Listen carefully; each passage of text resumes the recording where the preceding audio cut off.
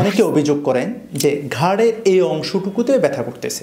ঘাড়ের এই অংশটুকুতে আসলে কেন ব্যথা করবে, কিসের জন্য ব্যথা করবে, এই ব্যথার লক্ষণগুলো কি কি, কেন এই ব্যথাটা হয়ে থাকে, সেই বিষয়টার প্রতি আজকে একটু আলোকপাত করতে চাই। আমাদের ঘাড়ের মধ্যে একটা গুরুত্বপূর্ণ মাংসপেশি রয়েছে যার নাম হলো স্টার্নোক্লেইডোমাস্টয়েড। স্টার্নোক্লেইডোমাস্টয়েডটা সাধারণত হলো আমাদের ঘাড়ের আমাদের মাথার নিচের অংশ থেকে শুরু করে একদম এই পর্যন্ত এসে পড়ে। অর্থাৎ আমরা ঘাড়টাকে একটু বাঁকা করলে এই এরিয়াতে যে বড় করে একটা মাসেল দেখতে পাই, সেই মাসেলটাতে প্রচণ্ড পরিমাণে ব্যথা অনুভব করে।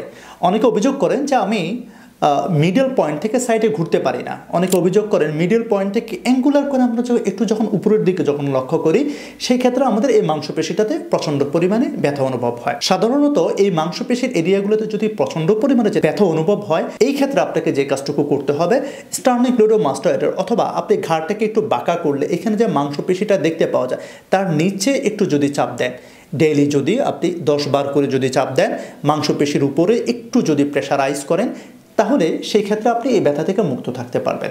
মনে রাখবেন, এই ভিডিও শুধুমাত্র আপনার হোম রেমেডির জন্য, অর্থাৎ আপনি বাসায় প্র্যাকটিস করে যদি মুক্ত হতে পারেন, কোনো প্রকারের প্রেসক্রিপশন ছাড়া আপনি এই ভিডিও কোনো অংশ দিয়ে আপনি প্র্যাকটিস করতে পারবেন না। এই ক্ষেত্রে আপনার জন্য গুরুত্বপূর্ণ বিষয় হলো, আপনার ব্যথা থেকে যদি মুক্ত হতে যদি না পারেন, আপনাকে একজন রেজিস্টার্ডভুক্ত চিকিৎসকের পরামর্শ গ্রহণ করতে হবে।